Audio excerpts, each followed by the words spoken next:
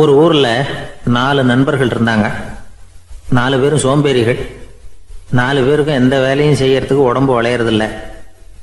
இருந்தாலும் சோம்பேறித்தனத்துல ஒருத்தருக்கு ஒருத்தர் கொஞ்சம் வித்தியாசம் உண்டு. அதுக்கு தகுந்த மாதிரி அவங்களுக்கு பேர் அமைஞ்சு போச்சு. ஒருத்தன் கால் சோம்பேறி, இன்னொருத்தன் அரை சோம்பேறி, அடுத்தவன் முக்கால் சோம்பேறி, கடைசி ஆளு முழு சோம்பேறி. இவங்க 4 பேரும் நண்பர்கள். அப்புறம் எப்படி காரியம் நடக்கும்? 4 பேரும் ஒரு வீதியில் அப்படியே நடந்து போய்கிட்டு இருக்கிறாங்க. நல்ல பசி. எங்கேயாவது சோறு போடுவாங்களா அப்படின்னு பார்த்துக்கிட்டே வந்தாங்க.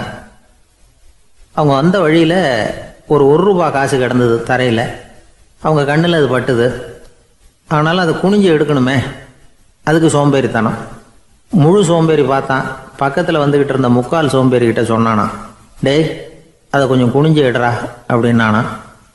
அவன் என்ன பண்ணான் தெரியுமா? அதுக்கு அடுத்தபடியாக வந்த அரை சோம்பேறிகிட்ட சொன்னானா, டேய் நீ அதை கொஞ்சம் குனிஞ்சு எடுறா அப்படின்னானா. அவன் இவனை விட மோசம். அடுத்தவங்ககிட்ட சொல்லியிருக்கிறான். அவனும் குனியறதுக்கு தயாராக இல்லை. ஆக கூடி கடைசியில் யாருமே காசை எடுக்கலை. என்னத்துக்கு அனாவசியமாக உடம்ப வளைச்சிக்கணும் அப்படின்னு எல்லாரும் பேசாமல் வந்துட்டாங்க. அவங்க பாட்டுக்கு நடந்து வந்துக்கிட்டே இருக்கிறாங்க. எதிரில் ஒருத்தன் வாழைப்பழத்தை வண்டியில் வச்சு தள்ளிகிட்டே வந்தான். ரூபாய்க்கு 4 பழம்னு கூவி விற்றுக்கிட்டே வர்றான். இப்போ அந்த முழு சோம்பேறி சொன்னானா, டேய் வழியில் கிடந்ததை ரூபா, அதையாவது எடுத்துக்கிட்டு வந்திருந்தா இப்போ இந்த பழத்தை வாங்கி ஆளுக்கு ஒன்று சாப்பிடலாமே அப்படின்னானா. ஆமாம் சாப்பிட்ருக்கலாமே அப்படின்னாங்களாம் மற்றவங்களும். ஆனாலும் திரும்பி போய் அதை எடுக்கணும்னு யாருக்கும் தோணலை. பேசாமல் சோர்ந்து போய் நடந்து வந்தாங்களாம். இருட்டி போச்சு. வழியில் ஒரு கோவில். சரி இங்கேயே படுத்து தூங்குவோம் அப்படின்னா ஒருத்தன். அதுதான் சரின்னாங்க மற்றவங்களும். அப்படியே மண்டபத்தில் படுத்துட்டாங்க. கோவில் அர்ச்சகர் வேலையெல்லாம் முடிச்சு விட்டு வெளியில் வந்திருக்காரு. இவங்கள பார்த்தாராம். ஏன் இப்படி சோர்ந்து போய் கிடக்குறீங்க அப்படின்னு விசாரிச்சிருக்காரு. 2 நாளாச்சுங்க நாங்கள் சாப்பிட்டு அப்படின்னாங்களாம். அவர் உடனே ஐயோ பாவம் அப்படின்னு சொல்லி பானை, விறகு, அரிசி, தண்ணி எல்லாம் கொடுத்து நீங்களே சமையல் பண்ணி சாப்பிட்டுக்குங்க அப்படின்னு சொல்லிவிட்டு போயிட்டார். இந்த 4 பேருக்கும் சமையல் பண்ணி சாப்பிட்ணும்னு ஆசையாக தான் இருந்தது. ஆனால் அடுப்பு பற்ற வைக்கணுமே, அதுக்கு தீப்பெட்டி வேணுமே. தீப்பெட்டி இல்லை. இப்போ முழு சோம்பேறி ஆரம்பித்தான். அடுத்தவனை பார்த்து, டேய் கடைக்கு போய் ஒரு தீப்பெட்டி வாங்கிட்டு வாயேன் அப்படின்னு நானா. அவன் வழக்கம் போல் அடுத்தவங்ககிட்ட சொல்லியிருக்கான். அவன் அதுக்கு அடுத்தவங்ககிட்ட சொல்லியிருக்கிறான். கடைசியாக கால் சோம்பேறிக்கிட்ட வந்து சேர்ந்தது. அவனும் அது நம்மால் முடியாது அப்படின்னு பேசாமல் இருந்துட்டான். இப்போ தீப்பெட்டி வேணுமே, அதுக்கு என்ன பண்ணுறது? அவங்களுக்குள்ளே பேசி ஒரு முடிவுக்கு வந்தாங்களாம். அதாவது யார் முதல்ல வாயை திறந்து பேசுகிறாங்களோ அவங்க தான் தீப்பெட்டி வாங்கிறதுக்கு போகணும் அப்படின்னு. அவ்வளவுதான். உடனே 4 பேரும் வாயை கெட்டியாக மூடிக்கிட்டு படுத்துக்கிட்டாங்க. அவங்க சமையல் பண்ணி சாப்பிட்டாங்களா என்ன அப்படிங்கிறது அர்ச்சகருக்கு தெரியல. சரி பார்த்துட்டு வரலாமேன்னு வந்தார். வந்து பார்க்குறாரு, இவங்க 4 பேரும் அசையாமல் படுத்து கிடக்குறாங்க. அர்ச்சகர் பயந்துட்டார். ஒருவேளை பசி தாங்காமல் செத்து போட்டாங்களோ அப்படிங்கிற பயம், அல்லது நாம் கொடுத்த உணவுப் பொருளில் ஏதாவது விஷம் கலந்துருக்குமோ அப்படின்னும் பயந்தார். அப்படின்னா நம்ம மேலே பழி வந்துருமே அப்படின்னு நினச்சி நடுங்க ஆரம்பிச்சிட்டார். அப்புறம் அவரும் ஒரு முடிவுக்கு வந்தாராம். கோவிலுக்கு பக்கத்துலேயே ஒரு பெரிய குழி இருந்தது. அதில் ஒவ்வொருத்தரையா இழுத்துக்கிட்டு போய் போட்டார். கொஞ்சம் மண்ணை தள்ளினார். காலால் மிதித்தார். அவர் மிதித்த மிதி ஒருத்தன் அடி வயத்தில் போட்டுவிட்டுது. அவன் உடனே வலி தாங்காமல் ஐயோ அம்மான்னு அலறினான். உடனே நடந்தது என்ன தெரியுமா? மற்ற 3 பேரும் துள்ளி எழுந்திரிச்சாங்களாம். அவனை பார்த்து நீ தாண்டா தீப்பெட்டி வாங்க போகணும், நீ தாண்டா வாங்க போகணும், நீ தான் சத்தம் போட்ட அப்படின்னு சொல்லி ஆரம்பிச்சிட்டாங்களாம். அர்ச்சகர் பார்த்தார். இது பேய் மாதிரி தெரியுதுன்னு நினச்சிக்கிட்டு ஒரே ஓட்டமாக ஓடி போட்டாராம். கிராமப்புறங்களில் இப்படி ஒரு கதையை சொல்கிறது உண்டு. சோம்பல்ங்கிறது நம்ம முன்னேற்றத்துக்கு பெரிய தடை அப்படிங்கிறத நாம் புரிஞ்சுக்கணும். அதுதான் இந்த கதை சொல்கிற நீதி. ஒரு பள்ளிக்கூடத்தில் ஒரு புதுமையான போட்டி நடந்துதான். அதாவது சோம்பேறித்தனத்துக்கு பரிசு. அதில் 2வது பரிசு யாருக்குன்னு அறிவித்தாங்க. ஒரு பையன் எழுந்திரிச்சு மெதுவாக நடந்து போய் பரிசை வாங்கிட்டான். அடுத்தது முதல் பரிசு யாருக்கு அப்படின்னு அறிவிச்சாங்களாம். அவன் கடைசி வரிசையிலேருந்து கத்தினானா, ஐயா அதையும் அந்த பையன் மூலமாகவே கொடுத்து அனுப்பி வச்சுருங்க, இங்கே வந்தது நான் வாங்கிக்கிறேன் அப்படின்னானா. என்னுடைய நண்பர் ஒருத்தர், அவருக்கு ஜாதகத்தில் நம்பிக்கை உண்டு. அவரே ஜோசியம்லாம் பார்ப்பார். என்ன சார் இந்த காலத்தில் இதையெல்லாம் நம்பிக்கிட்டு இருக்கீங்களே அப்படின்னு கேட்டால், உங்களுக்கு ஒன்றும் தெரியாது சார். இந்த உலகத்தில் ஒவ்வொருத்தரும் அவங்கவங்க செய்கிற நல்லது கெட்டதுக்கு தகுந்த பலனை அனுபவிச்சே தீரணும்பார். அது மட்டும் இல்லை, ஒருத்தர் செத்துட்டா கூட அவன் செஞ்ச பாவ புண்ணியங்கள் கூடவே போய்கிட்டு இருக்கும் பார். அது எப்படி கூட போவோம் அப்படின்னு குதர்க்கமாக கேட்டால், அதுக்கு அவர் ஒரு கதை சொன்னார். அது ரொம்ப சுவாரஸ்யமாக இருந்தது. அது என்ன கதைன்னா, ஒரு ஊரில் ஒருத்தர் இருந்தாராம். அவர் ஜோசியம் பார்க்குறதுல ரொம்ப கெட்டிக்காரரான். ஒருத்தருடைய தலைமுடியை மட்டும் அவர்கிட்ட காட்டினா போதும், அதை மட்டும் பார்த்துட்டு அவருடைய ஜாதகத்தையே அலசி விடுவாராம். அப்பேற்பட்ட திறமை.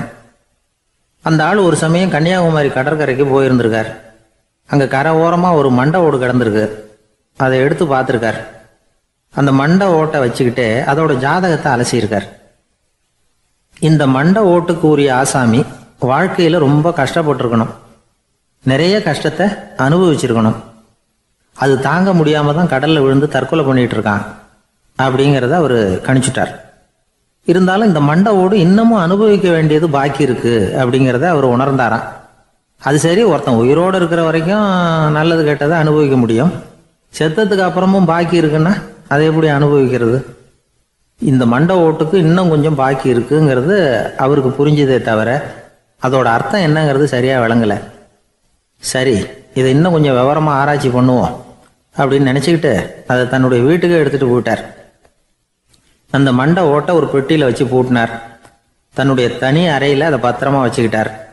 தினமும் ராத்திரி ஆனதும் தன்னுடைய மனைவியை பார்த்து, நீ போய் பூஜை அறையில் தனியாக படுத்துக்க அப்படின்னு சொல்லிவிட்டு தினம் ராத்திரி 12 மணிக்கு பெட்டியை திறந்து அவர் பார்ப்பார். மண்டை ஓடு அப்படியே இருந்தது தவிர இன்னும் கொஞ்சம் பாக்கி இருக்குங்கிறதுக்கு அர்த்தம் அவருக்கு விளங்கலை. அந்த மண்டை ஓட்டுக்கு இன்னும் என்ன பாக்கி இருக்க போகுது? எப்படியோ ஒரு 10 நாள் போச்சு. அந்த வீட்டம்மாவுக்கு சந்தேகம் வந்துட்டுது. நம்ம வீட்டுக்காரரு நம்மளை தனியாக ஏன் தூங்க சொல்கிறார் அப்படிங்கிற சந்தேகம். உடனே பக்கத்து வீட்டு அம்மா கிட்ட விஷயத்த சொல்லியிருக்கிறாங்க. அந்த அம்மா உடனே, நீ கவலைப்படாத, நான் கண்டுபிடிச்சி சொல்கிறேன் அப்படின்னு சொல்லிவிட்டாங்களாம். அன்னைக்கு ராத்திரியே ஜன்னல் வழியாக எட்டி பார்த்துருக்குறாங்க. இந்த ஆள் மண்டை ஓட்டை கையில் வச்சுக்கிட்டு அது திருப்பி திருப்பி பார்த்துக்கிட்டு இருக்கிறான். அதை பார்த்துட்டாங்க. மறுநாள் காலையில் அவரோட மனைவியை பார்த்தாங்க. ஏம்மா, உன் வீட்டுக்காரருக்கு நீ முதல் மனைவியா 2வது மனைவியா அப்படின்னு கேட்டாங்களாம். எனக்கு தெரிஞ்ச வரைக்கும் நான் ஒருத்தி தான் அவருடைய மனைவி அப்படின்னாங்களாம் அவங்க. அப்படி இல்லை, நீ அவருக்கு 2வது மனைவி. முதல் மனைவியின் மண்டை ஓட்டை தான் அவர் தினமும் ராத்திரியில் எடுத்து பார்த்துக்கிட்டு இருக்கிறார் அப்படின்னாங்க அடுத்த வீட்டு அம்மா. அப்படியா விஷயம் அப்படின்னு சொல்லிவிட்டு கணவன் வீட்டில் இல்லாத நேரமாக பார்த்து அந்த மண்டை ஓட்டை எடுத்து கொண்டாந்து ஒரு உரலில் போட்டு உலக்கையால் குத்தி நொறுக்க ஆரம்பிச்சிட்டாங்க. வெளியில் போயிருந்த அந்த ஆள் அப்போ தான் உள்ளே நுழைஞ்சார். மண்டை ஓடு உலக்கை கிட்ட குத்து வாங்கிக்கிட்டு இருக்கு. அது அனுபவிக்க வேண்டியது இன்னும் கொஞ்சம் பாக்கி இருக்குங்கிறதுக்கு அர்த்தம் எனக்கு இப்போ தான் புரிஞ்சுது அப்படின்னாராம் அவர். இந்த கதையிலேருந்து நாம் இன்னொரு நீதியையும் புரிஞ்சுக்கணும். அதாவது நம்ம வீட்டை பற்றி நமக்கு புரியாததெல்லாம் அடுத்த வீட்டுக்கு. ஒரு ஊரில் ஒரு ஆள் இருந்தான். நிறைய பணம் சேர்த்தான். அவனுக்கு சம்பாதிக்க தெரியுமே தவிர செலவு பண்ண தெரியாது. மகா கஞ்சன். காசை கையில் எடுக்கவும் மாட்டான். எடுத்தால் செலவு செய்ய வேண்டியிருக்குமே. அதனால் இப்படியே அவன் காலத்தை ஓட்டி விட்டான். வயசாயிட்டுது. அவனுடைய மனைவி ஒரு நாள் கேட்டாங்க, இவ்வளவு நாளா நீங்கள் என்னை எங்கேயுமே அழைச்சிட்டு போனதில்லை, இப்போவாவது அழைச்சிட்டு போகக்கூடாதா அப்படின்னாங்க. எங்கே போகணும் சொல்லுன்னா. காசிக்கு போகணும், கங்கையில் குளிக்கணும்னாங்க. இவன் பார்த்தான், இதுக்கு ஏன் அவ்வளோ தூரம் செலவு பண்ணிட்டு போகணும், நம்ம ஊர் ஆற்றுலேயே குளிக்கலாமே, இதுவும் புண்ணிய நதி தான், இங்கே குளிச்சா அங்கே குளிச்ச பலன் கிடைச்சிரும் அப்படின்னா. சரின்னு 2 பேரும் ஆத்தங்கரைக்கு போனாங்க. அன்னைக்கு ஏதோ விசேஷம், நிறைய கூட்டம், நிறைய பேர் குளிச்சுக்கிட்டு இருக்கிறாங்க. கரையில் சில புரோகிதர்கள் நின்றுக்கிட்டு இருக்கிறாங்க. குளிக்கிறதுக்கு முந்தி அவங்கக்கிட்ட உட்காந்தா ஏதோ மந்திரம்லாம் சொல்லுவாங்க, கொஞ்சம் காசு கொடுக்க வேண்டியிருக்கும். அதனால் இவன் என்ன பண்ணான், ஆத்தங்கரையிலேயே கொஞ்சம் தூரம் போனான். ஊரை விட்டு தள்ளி வந்துட்டான். அங்கே யாருமே இல்லை. அப்பாடான்னு சந்தோஷப்பட்டான். குளிக்கலாம்னு புறப்பட்டான். இந்த நேரம் கடவுள் பார்த்தார், இந்த கஞ்சனுக்கு ஏதாவது புத்தி போகட்டணும் அப்படின்னு நினைச்சார். உடனே ஒரு புரோகிதர் மாதிரி உருவத்தை மாற்றிக்கிட்டு அந்த ஆள் முன்னாடி வந்து நின்னார். அவனுக்கு அதிர்ச்சி. இங்கே யாருமே இருக்க மாட்டாங்கன்னு நினச்சா இங்கேயுமே ஒரு ஆள் வந்துட்டாரு, என்ன பண்ணுறதுன்னு யோசனை பண்ணான். புரோகிதர் உருவத்தில் இருந்த கடவுள் சொன்னார், இதை பாருங்க, இன்னைக்கு விசேஷ நாள், நீராடுறதுக்கு முன்னாடி சுயகல்பம் பண்ணிக்கிறது ரொம்ப நல்லது அப்படின்னார். என்கிட்ட பணம் எதுவும் இல்லையேன்னா. பரவாயில்ல, அப்புறமா கொடுங்க, வாங்கிக்கிறேன். ஆனால் ஒன்று, எவ்வளவு கொடுப்பீங்கிறத மட்டும் இப்போவே சொல்லி கொடுங்க அப்படின்னார். இவன் ரொம்ப யோசனை பண்ணான். ஒரு 10 பைசா தரேன் அப்படின்னா. சரின்னு ஒத்துக்கிட்டு எல்லா கிரியைகளையும் அவர் செஞ்சார். அதுக்கப்புறம் கணவனும் மனைவியும் ஆற்றுல குளிச்சாங்க. அவர் போயிட்டார். கொஞ்ச நாள் கழித்து அவன் வீட்டுக்கு வந்தார் கடனை வசூல் பண்ணுறதுக்கு. வாசலில் நின்றுக்கிட்டு இருந்த அவன் மனைவி இவரை பார்த்ததும் தயங்க ஆரம்பித்தாங்க. அந்த அம்மா கிட்ட விஷயத்த சொன்னார். அந்த அம்மா ஓடி போய் உள்ளே இருக்கிற தன்னுடைய கணவர்கிட்ட சொன்னாங்க. அவன் யோசனை பண்ணான், இப்போ வெளியில் போனால் அவனுக்கு 10 காசு கொடுக்க வேண்டியிருக்கும், அதனால் எனக்கு காய்ச்சல்னு அந்த ஆளுகிட்ட சொல்லிவிடு, இன்னொரு சந்தர்ப்பத்தில் என்னை வந்து பார்க்க சொல்லு அப்படின்னா. அந்த அம்மா போய் சொன்னாங்க. அப்படிங்களா, அப்படின்னா அவரை நான் உடனே போய் பார்க்கணுமே அப்படின்னு உள்ள நுழைய ஆரம்பித்தார். அவங்க மறுபடியும் இருங்க தான் வரேன்னு சொல்லிவிட்டு உள்ள ஓடி விஷயத்த சொன்னாங்க. இது எதுடா வம்பா போச்சு அப்படின்னு பார்த்தான். மனைவியை கிட்டத்தில் கூப்பிட்டான். இந்த பாரு, ஜன்னி கண்டு நான் இறந்து போயிட்டதா சொல்லிவிடு அப்படின்னா சொன்னாங்க. புரோகிதர் பார்த்தார்.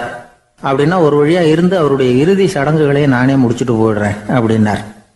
உள்ளே இருந்தவன் யோசனை பண்ணான், அந்த ஆள் என்னை விட மாட்டான் போல இருக்கு, அதனால் ஒரு சவப்பெட்டியில் என்னை வச்சு தூக்கிக்கிட்டு மயானத்துக்கு போங்க பார்த்துக்கலாம் அப்படின்னா. புரோகிதரும் விடுற மாதிரி இல்லை, கூடவே நடந்து போயிட்டு இருக்கிறார். அங்கே இறக்கி சடங்குகளை முடிச்சுட்டு தீ வைக்கிற நேரம் பொட்டிக்குள்ளே இருந்த நம்ம ஆள் அலறி அடிச்சுட்டு வெளியில் ஓடி வந்தான். புரோகிதர் உருவத்தில் இருந்த கடவுள் சிரிச்சார், தன்னுடைய சுய உருவத்தை காட்டினார். அதுக்கப்புறம் அவனை கூப்பிட்டு, இதை பாருப்பா, ஏன் இப்படி அல்லாடுற, ஏதாவது வர வேணும்னா கேள் தரேன் அப்படின்னார். அவன் யோசனை பண்ணான். பகவானே, ஒரே ஒரு வரம் தான் உங்ககிட்ட கேட்கணும்னா. என்ன வேணும் கேளுன்னார். அந்த 10 பைசா தட்சணையை தள்ளுபடி பண்ணா போதும் அப்படின்னா. கடவுளும் சரின்னு சொல்லிட்டு போயிட்டார். இப்படி ஒரு கதையை சுவாமி சிவானந்தர் சொல்லியிருக்கிறார். செல்வந்தர்கள் பல பேர் இப்படித்தான் இருக்கிறாங்க. தாங்களும் அனுபவிக்க மாட்டாங்க, அடுத்தவங்களுக்கும் கொடுக்க மாட்டாங்க. இது மாதிரியான கஞ்சர்களுக்கு இந்த உலகம் இல்லை அந்த உலகம் இல்லைங்கிறார் அவர். இந்த கதையில கடவுள் கடன் வசூலுக்கு வந்தது மாதிரி நம்ம ஊர் ஆள் ஒருத்தன் இன்னொருத்தர்கிட்ட 10 பைசா கடன் கொடுத்துட்டான். திருப்பி வாங்கறதுக்கு நடையா நடக்கிறான். கடைசியா கேட்டான், நீ எப்பதான் கடனை திருப்பி தரப்போற, அதை முடிவா சொல்லுன்னா. வர்ற வியாழக்கிழமை கண்டிப்பா கொடுத்துருவேன் அப்படின்னானா அவன். அன்னைக்கு நான் ஊர்ல இருக்க மாட்டேனே அப்படின்னானா இவன். அதனால என்ன, நானும் தான் அன்னைக்கு ஊர்ல இருக்க மாட்டேன் அப்படின்னானா. ஒரு ஊர்ல ஒரு இளைஞன் இருந்தான். ஒரு நாள் அவன் ஒரு குருவை தேடிட்டு புறப்பட்டான். ஊரை விட்டு வெளியில போனான். போகிற வழியில் ஒரு காடு. அந்த காட்டில் ஒரு மரத்தடியில் ஒரு பெரியவர் உட்காந்துருக்கிறார். அமைதியாக மௌனமாக அவர் அமர்ந்திருக்கிறார். இந்த பெரியவரை விசாரிக்கலாம், குருவை தேடி கண்டுபிடிக்கிறதுக்கு இவர் ஏதாவது ஒரு வழி சொல்லி கொடுப்பார் அப்படின்னு நினச்சிக்கிட்டு அவர் நெருங்கினான். ஐயா, எனக்கு ஒரு குரு தேவை, எங்கே கிடைப்பார், அவரை எப்படி அடையாளம் கண்டுபிடிக்கிறது, அதை பற்றி ஏதாவது விவரம் சொன்னீங்கன்னா நான் கண்டுபிடிச்சிக்குவேன் அப்படின்ட்டுருக்கான். பெரியவர் நிமிர்ந்து பார்த்தார். தம்பி, அது ரொம்ப சுலபம். அவர் வயசானவராக இருப்பார், என்னை விட சுமார் 30 வயசு அதிகமாக இருக்கும். அவர் ஒரு மரத்தடியில் தான் உட்காந்துருப்பார் அப்படின்ட்டுருக்கான். சரிங்க பெரியவரே, அது என்ன மாதிரியான மரம், எப்படி இருக்கும் அப்படின்னு கேட்டிருக்கான். பெரியவர் அந்த விவரங்களையும் சொல்லியிருக்கிறாரு. அது மட்டும் இல்லை, சந்திக்கிற நாள், நேரம், வினாடி முதற்கொண்டு எல்லா விவரங்களையும் துல்லியமாக சொன்னாராம். இவ்வளவு விவரங்களை இவரால் எப்படி சொல்ல முடியுது அப்படின்னு இவனுக்கு ஆச்சரியம். இருந்தாலும் அந்த பெரியவர் கடைசியாக ஒரு விவரம் சொன்னார். அது என்ன தெரியுமா, எப்படியும் நீ அவரை சந்திக்கிறதுக்கு ஒரு 30 வருஷம் ஆகும் அப்படின்னு சொல்லிவிட்டாரான். ரொம்ப நன்றிங்க பெரியவரே அப்படின்னு சொல்லிவிட்டு அந்த இளைஞன் புறப்பட்டுருக்கான். இப்போ அவனுக்கு குரு பற்றின விவரம் எல்லாம் கிடைச்சிட்டுது, சந்திக்கிற நேரமும் தெரிஞ்சுட்டுது. ஆனால் 30 வருஷம் அவரை தேடி அலைய வேண்டியிருக்குமே. அவன் தேட ஆரம்பித்தான். காடு மலை எல்லாம் சுற்றி அலைஞ்சான். பல வருஷங்கள் தேடினான். அழுத்து போயிட்டான். கடைசியில் அவனுக்கும் வயசாகிட்டுது. கடைசியில் தன்னுடைய சொந்த ஊருக்கே திரும்பி போய்கிட்டு இருந்தான். அங்கே ஒரு மரத்தடியில் அவன் தேடிக்கிட்டு இருந்த குருநாதர் கிடைச்சார். யார் அவருன்னா, 30 வருஷத்துக்கு முன்னாடி வழி சொல்லி கொடுத்தாருல அதே பெரியவர். அவருக்கு இப்போ 30 வயசு அதிகமாக இருந்தது. அதே மரம். அன்னைக்கு பெரியவர் சொன்ன அடையாளம் இப்போ பொருத்தமாக இருந்தது. இப்போ அந்த பெரியவர் சொன்னார், சரியாக வந்து சேர்ந்துட்டேன், வா, உனக்காக தான் நான் இவ்வளவு காலமும் காத்துக்கிட்டு இருந்தேன் அப்படின்னாரான். என்ன சொல்கிறீங்கன்றிருக்கான். 30 வருஷத்துக்கு முன்னாடி என்கிட்ட வந்தியே, அப்போவே என் காலம் வந்து முடிஞ்சு போயிருந்தது. அப்போவே என்ன உனக்கு அடையாளம் தெரியல, அதனால் இவ்வளவு காலம் உனக்காக காத்துட்டு இருக்கும்படி ஆயிட்டுது அப்படின்னாராம். ஐயா, அப்போவே நீங்கள் சொல்லியிருக்கலாமே, இதுதான் 30 வருஷம் கழித்து நீ சந்திக்க போகிற இடம், நான் தான் உன்னுடைய குரு அப்படின்னு சொல்லியிருக்கலாமே அப்படின்ட்டுருக்கான். அந்த பெரியவர் சிரிச்சுக்கிட்டே அதுக்கு பதில் சொன்னாராம். நான் எவ்வளவோ விவரமாக தான் சொன்னேன், நீ சரியாக புரிஞ்சிக்கல. காரணம், அப்போ நீ போதுமான அளவுக்கு பக்குவம் பெற்றிருக்கவில்லை, அதனால் புரியும் சக்தி இல்லாமல் போயிட்டுது. அப்போ 30 ஆண்டு காலம் நீ அலைஞ்சி தெரிஞ்சிருக்கிற, அது காரணமாக இப்போ உனக்கு அந்த பக்குவம் வந்துட்டுது. அதனால தான் அடையாளம் காண முடிஞ்சது, நானே உன்னுடைய குரு அப்படின்னாராம். இதுலேருந்து என்ன தெரியுதுன்னா, ஆன்மீகத்தில் மாணவனாக சேர்றதுக்கு கூட ஒரு பக்குவத்தன்மை தேவைப்படுது. ஒரு பெரிய ஞானி, அவர்கிட்ட சீடனாக இருக்க ஒருத்தன் வந்தான், எதிரில் நின்னா. ஞானி அவனை வெகு நேரம் உற்று பார்த்தார். அப்புறம் சொன்னார், சீடனாக இருக்கிறது ரொம்ப சிரமம்னார். நான் தயாராக இருக்கிறேன்னா. அது இன்னமும் சிரமமாச்சே, இங்கே குருவாக இருக்கிறது மட்டுமே சுலபம் அப்படின்னாராம். அப்படின்னா நான் குருவாகவே ஆயிடுறேன் அப்படின்னானா. இது போலவே இந்த காலத்தில் கதை ஒன்று உண்டு. ஒரு பள்ளிக்கூடத்தில் வகுப்பு ஆசிரியர் மாணவனை திட்டிக்கிட்டு இருந்தார். டேய், நீ 100க்கு 10 மார்க்கு தான் வாங்கிக்கிட்டு இருக்க. இவ்வளவு மோசமாக நீ படித்தா கடைசியில் மாடு மேய்க்கிறது கூட லாய்க்கு இல்லாதவனா ஆகிடுவேன். அதுக்கப்புறம் என்ன செய்ய போகிறேன் அப்படின்னாராம். பையன் தலையை சொரிஞ்சிக்கிட்டே சொன்னானா, சார் அப்படின்னா ஒன்று செய்கிறேன் அப்படின்னானா. இவர் கேட்டிருக்கார், என்ன செய்ய போகிறேன்னு. வேற என்ன சார், உங்களை மாதிரி ஒரு ஆசிரியர் ஆகிடுறேன் அப்படின்னானா. காசியில் இருக்கிற கடவுள் காசி விஸ்வநாதர், அங்கே இருக்கிற தேவி காசி விசாலாட்சி. இவங்க 2 பேரும் ஒரு நாள் பேசிக்கிட்டு இருந்தப்போ கடவுள் சொன்னார், இந்த மனிதர்களை நாம் ரொம்பவும் நம்பிக்கையோடு தான் படைச்சிருக்கிறோம். இருந்தாலும் அவங்களுக்கு தான் நம்பிக்கை இல்லை, எதுலேயும் ஒரு உண்மையான நம்பிக்கை இல்லாமல் வாழ்ந்துக்கிட்டு இருக்கிறாங்க அப்படின்னார். என்ன அப்படி சொல்கிறீங்க? அதை பாருங்கள், எவ்வளவு பேர் காசியை தேடிட்டு கங்கையில் குளிச்சுக்கிட்டு இருக்கிறாங்க. அவங்களெலாம் நம்பிக்கை இல்லைன்னா இவ்வளவு தூரம் தேடிட்டு இங்கே குளிப்பாங்களா அப்படின்னு நாங்கள் தேவி. சரி, அதை சோதித்து பார்க்கலாம் அப்படின்னு 2 பேரும் முடிவு பண்ணிக்கிட்டாங்க. உடனே ஒரு திட்டம் போட்டாங்க. அது எப்படின்னா, நாம் 2 பேருமே பக்தர்கள் மாதிரி உருவத்தை மாற்றிக்கிட்டு கங்கை கரைக்கு போக வேண்டியது. நான் கங்கையில் இறங்கி குளிக்கிறேன். கொஞ்ச நேரத்தில் சுழலில் மாட்டிக்கிட்டது மாதிரி நடிக்கிறேன். நீ உடனே கரையிலேருந்து சத்தம் போடும், என்னோடய வீட்டுக்காரரை யாராவது காப்பாற்றுங்களேன்னு சத்தம் போடும். அதோடு இன்னொன்று சொல்லு, யாராவது ஒரு புண்ணிய ஆத்மா அவர்கிட்ட போய் அவருடைய முடியை பிடிச்சி இழுக்கணும். அப்படி ஒரு சாபம் இருக்குது எங்களுக்கு. புண்ணிய ஆத்மா, அதாவது எந்த பாவமும் செய்யாத இல்லாத ஒருத்தர் தான் அவரை காப்பாற்ற முடியும். அப்படிப்பட்டவங்க யாராவது வெள்ளத்தில் குதிச்சு என்னுடைய கணவரை காப்பாற்றுங்கோ அப்படின்னு நீ சத்தம் போடு, கூச்சல் போடு, என்ன நடக்குதுன்னு பார்க்கலாம் அப்படின்னார் கடவுள். சரின்னு சொல்லி 2 பேருமா சாதாரண பக்தர்கள் மாதிரி கங்கை கரைக்கு சேர்ந்தாங்க. அவர் இறங்கி குளித்தார். திட்டம் போட்டது மாதிரியே சுழலில் மாட்டிக்கிட்டது மாதிரி கத்துனார். கரையில் இருந்த அந்த அம்மா, ஐயோ என் கணவரை காப்பாற்றுங்களேன், யாராவது காப்பாற்றுங்களேன்னு கத்துனாங்க. பல பேர் ஓடி வந்தாங்க. உடனே இவங்க, பாவம் இல்லாத புண்ணிய ஆத்மா ஒருத்தரால் தான் என்னுடைய கணவர் காப்பாற்றப்படணுங்கிறது விதி, அப்படி ஒரு சாபம் இருக்குது, அதனால் புண்ணிய ஆத்மா யாராவது அவர்கிட்ட போய் அவர் முடியை பிடிச்சி தூக்குனா அவரை காப்பாற்றி விடலாம் அப்படின்னாங்க. இவங்க இப்படி சொன்னதும் எல்லாரும் திகைச்சு போய் நின்றுட்டாங்க. ஒவ்வொருத்தருக்கும் அவங்க செஞ்ச பாவம்லாம் ஒவ்வொன்றா ஞாபகத்துக்கு வர ஆரம்பிச்சுட்டுது. சரி, இதுக்கு நாம் லாயக்கு இல்லை அப்படின்னு சொல்லி ஒதுங்கி போக ஆரம்பிச்சிட்டாங்க எல்லாம். இந்த சமயத்தில் யாரோ ஒருத்தர் வேகமாக ஓடி வந்தார். ஆற்றுல குதிச்சார். அவர்கிட்ட போனார், முடியை பிடிச்சார், தூக்குனார், அவரை காப்பாற்றி கரைக்கு கொண்டுட்டு வந்துட்டார். அப்படி காப்பாற்றின அந்த ஆளை இவங்க 2 பேரும் தனியாக கூப்பிட்டுக்கிட்டு ஒரு மண்டபத்துக்கு வந்துட்டாங்க. விசாரிக்கிறாங்க. நீ யாரப்பா அப்படின்னு கேட்குறாங்க. ஏதும் தெரியாத மாதிரி. நான் இந்த ஊர் அன்ன சத்திரத்தில் வேலை செய்கிற ஒரு சமையல்காரன் அப்படிங்கிறார். நீ கங்கையில் குளிக்கிறது உண்டான்னு கேட்டிருக்காங்க. நான் இந்த ஊர்லேயே தான் இருக்கிறேன், இருந்தாலும் தினமும் கங்கையில் குளிக்கிறதில்ல, எப்பாவது ஒரு நாள் அங்கே குளிப்பேன் அப்படின்னார். கங்கையில் மூழ்கி எழுந்திரிச்சா பாவம்லாம் தொலையும்னு சொல்கிறாங்க. அப்படி இருக்கிறப்போ அங்கே இன்றைக்கி கங்கையில் குளிச்சுக்கிட்டு இருக்கிறவங்கெல்லாம் தங்களை புண்ணிய ஆத்மாவாக நினைக்கல. கங்கையில் குளிக்காத நீ உன்னை புண்ணிய ஆத்மாவாக நினச்சி என்னை காப்பாற்ற வந்திருக்கிற, அது எப்படி அப்படின்னு கேட்டார். அதுக்கு அந்த ஆள் சொல்கிறான், கங்கையில் குதித்ததுக்கு அப்புறம் தானே உங்களை காப்பாற்ற போகிறோம். அப்படி குதிக்கும் பொழுது என்னுடைய பாவம்லாம் போயிருக்கும்ல, நான் புண்ணிய ஆத்மாவாக ஆயிருப்பேனே, அதனால தான் துணிஞ்சு உங்களை காப்பாற்றினேன் அப்படின்னா. கடவுளும் தேவியும் அவனுக்கு காட்சி கொடுத்தாங்களாம். இப்படி ஒரு கதை உண்டு. அதாவது கங்கையில் குளிச்சுக்கிட்டு இருக்கிறவங்களுக்கே தங்களுடைய பாவம் போகுங்கிற நம்பிக்கை பரிபூர்ணமாக இல்லை. குளிக்காத ஒருத்தனுக்கு அந்த நம்பிக்கை இருந்தது. அதனால் அவனால் கடவுளை பார்க்க முடிஞ்சது.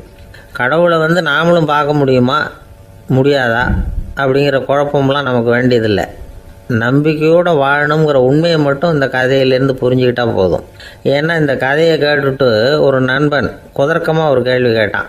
ஏன் சார், கங்கையில் குளித்தா பாவம் போயிடும்னு சொல்கிறீங்களே, நான் எனக்கு வேண்டாத ஒருத்தனை அழைச்சிட்டு போய் கங்கையிலேயே தள்ளி விட்டுட்டு அதுக்கப்புறம் அங்கேயே முழுக்க போட்டுட்டு நான் செஞ்ச பாவத்தை அதுலேயே கழுவி விட்டுட்டு மறுபடியும் உங்ககிட்ட வந்துடுறேன்னு வச்சுக்கோங்க, நீங்கள் என்னை புண்ணிய ஆத்மான்னு ஏற்றுக்குவீங்களா அப்படிங்கிறான்.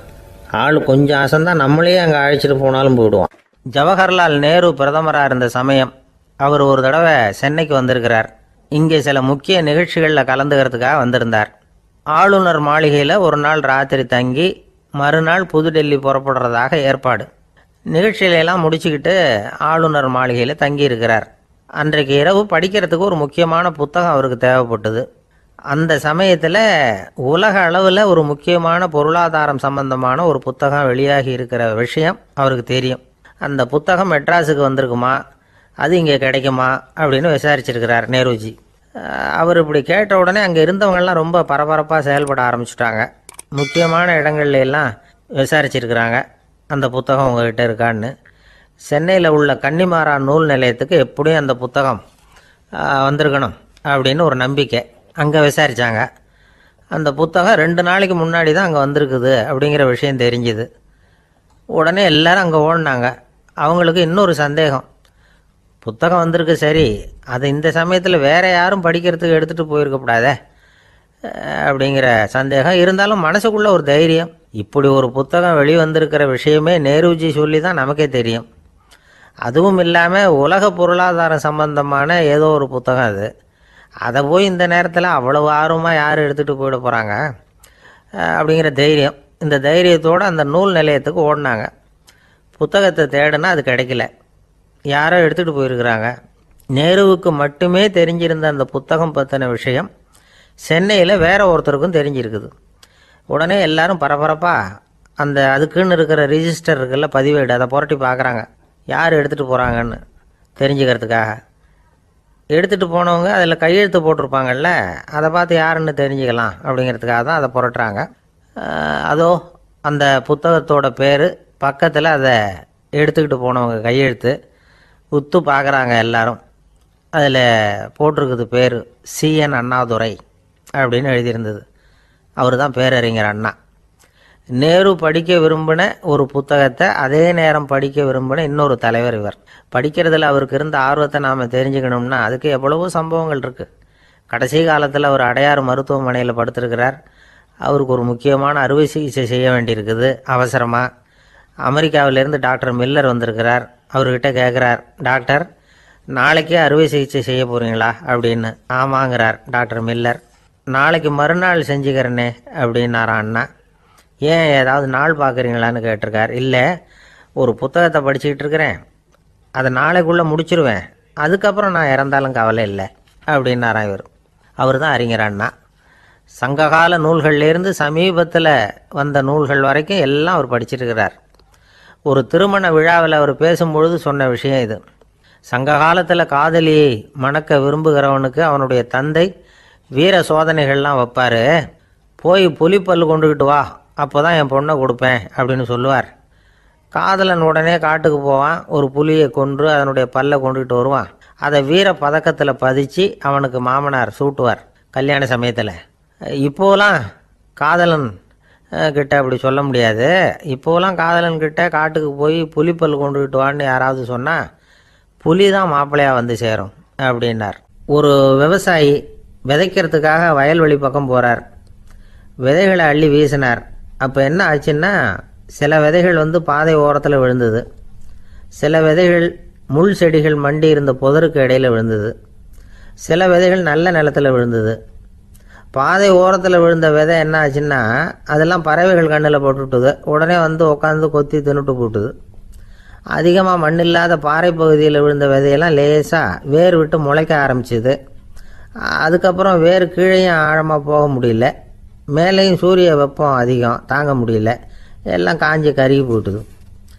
புதர் பகுதியில் சில விதைகள் விழுந்தது இல்லையா, முள் செடிகள் காடாக மண்டி போயிருந்தது. அதனால் முளைச்சி வர்ற செடிக்கு நெருக்கடி அதிகமாக போட்டுது, சரியாக வளர முடியல, விளைச்சலும் சரியா இல்லை. நல்ல நிலத்தில் விழுந்த விதைகள் மட்டும் நல்லா முளைச்சிது, நல்லா வளர்ந்தது, விளைச்சலும் பிரமாதமாக இருந்தது. இந்த கதையை சொல்லிவிட்டு கேட்க செவியுள்ளோர் கேட்கட்டும் அப்படிங்கிறார் இயேசு பெருமான். ஆமாம், இயேசு கடலில் நின்ற படகு ஒன்றில் உட்காந்துருக்கிறார். கடற்கரையில் ஏராளமான மக்கள் உட்காந்துருக்கிறாங்க. அந்த சமயத்தில் தான் இயேசு ஓமைகள் மூலமாக மக்களுக்கு பல உண்மைகளை சொல்லிகிட்டு இருக்கிறார். மக்கள் அந்த கதையை கேட்டுட்டு ஒன்றும் புரியாமல் முழிக்கிறாங்க. அதை கவனித்த இயேசு அந்த ஓமையை விளக்க ஆரம்பித்தார். இதில் அந்த விதைக்கிறவர் தான் இறைவன். அவருடைய வார்த்தைகளை விதைக்கிறார். அந்த வார்த்தைகளை கேட்கிற மக்கள் அந்த விழுந்த விதைகள் மாதிரி 4 வகையானவர்கள். சில பேர் பாதை ஓரத்தில் விழுந்த விதைகள் மாதிரி. இறைவன் வார்த்தைகளை அவங்க கேட்குறாங்க, ஆனால் தீய எண்ணங்கள் செய்கைகள் மூலமாக விதைக்கப்பட்ட வார்த்தைகள் அழிஞ்சு போடுது. இறைவன் வார்த்தைகளை கேட்ட உடனே மகிழ்ந்து போய் உடனே சில பேர் அதை ஏற்றுக்கிறாங்க. இவங்கெல்லாம் அந்த பாறை பகுதியில் விழுந்த விதைகள் மாதிரி. அதனால் இவங்கெல்லாம் வேறு இல்லாதவங்க, கொஞ்ச காலத்துக்கு இறை வார்த்தைகளுக்கு கீழ்ப்படிந்து நடப்பாங்க. அதனால் ஏதாவது இடைஞ்சல் ஏற்பட்டால் உடனே தடுமாறுவாங்க. தங்கள்கிட்ட இருக்கிற நல்ல பண்புகளை விட்டுட்டு பாவ வழிகளுக்கு போயிடுவாங்க. முள் செடிகளுக்கு இடையில் விழுந்த விதைகள் மாதிரி உள்ளவங்க யாருன்னா, இவங்களுக்கு உலக கவலை உண்டு, செல்வத்தின் மீது மயக்கம் உடையவர்கள், உலக ஆசைகள் இவங்களுக்குள்ளே பூந்துடுறதுனால அங்கே இருக்கிற நல்ல பண்புகள் மறைஞ்சு போயிடுது. அதனால் அவங்களும் உபயோகம் இல்லாதவங்களாக ஆயிடுறாங்க. நல்ல மனிதர்கள் நல்ல நிலத்தில் விழுந்த விதைகளுக்கு ஒப்பானவர்கள். இவங்க இறை வார்த்தையை கேட்குறாங்க, அதை ஏற்றுக்கிறாங்க, அவங்களும் நல்லபடியாக வாழுறாங்க, அடுத்தவங்களுக்கும் உபயோகமாக இருப்பாங்க. இதுதான் இயேசு சொன்ன விளக்கம். நல்ல வார்த்தைகளை கேளுங்கள், நல்ல வார்த்தைகளை ஏற்றுக்கொள்ளுங்கள், அடுத்தவங்களுக்கு உபயோகமாக இருங்க. இதுதான் பெரியவங்கள்லாம் நமக்கு சொல்லுகிற உபதேசம். ஒரு அப்பா தன்னுடைய மகனுக்கு உபதேசம் பண்ணார். இதை பாருப்பா, நல்ல வார்த்தைகளை கேட்கணும், எப்போதுமே மகன் அப்பா பேச்சை கேட்கறது நல்லது அப்படின்னாராம். நீ ஏதாவது ஒரு தப்பு பண்ணால் என் தலையில் ஒரு முடி நரைச்சி வெள்ளையாக போடும்பா, நீ செய்கிற ஒவ்வொரு தப்புக்கும் என் தலையில் ஒவ்வொரு முடி வெள்ளையாயிடும் அப்படின்னாராம். பையன் யோசிச்சான், அப்பா இப்போ தான் எனக்கு புரியுது, தாத்தாவோட தலைமுடி பூராவும் வெள்ளையாக இருக்கிறதுக்கு என்ன காரணம்ங்கிறது எனக்கு இப்போ தான் புரியுது அப்படின்னானா. ஒரு ராஜா இருந்தார். நாடு பூராவும் நிறைய மரங்களை நட்டு வளர்க்கணுங்கிறது அவரோட ஆசை. தானே அதுக்கு முன்மாதிரியாக இருக்கணும்னு நினைச்சார். அரண்மனையை சுற்றி மரங்களை நட்டு வளர்த்தார். இதை பார்த்துட்டு ஜனங்களும் அவங்கவுங்க வீட்டை சுற்றி மரக்கன்றுகளை நட்டு வளர்த்தாங்க. கொஞ்ச காலத்தில் ஊர் பூரா பசுமையாக மாறிச்சு. எல்லாருக்கும் சந்தோஷமாக இருந்தது. இது ஒரு பக்கம் இருக்கட்டும். இப்போ நான் சொல்ல போகிற கதை வேற. அதாவது அந்த ராஜா ஒரு நாள் தன்னுடைய அரண்மனையை சுற்றி இருக்கிற விதவிதமான மரங்களை எல்லாம் போய் பார்த்தார். எப்படி இருக்கிறீங்க அப்படின்னு ஒவ்வொரு மரத்துக்கிட்டையும் விசாரிச்சாராம். எந்த மரமும் சந்தோஷமாக இருக்கிறதா தெரியல. அதுக்கும் மனசில் ஒரு குறை.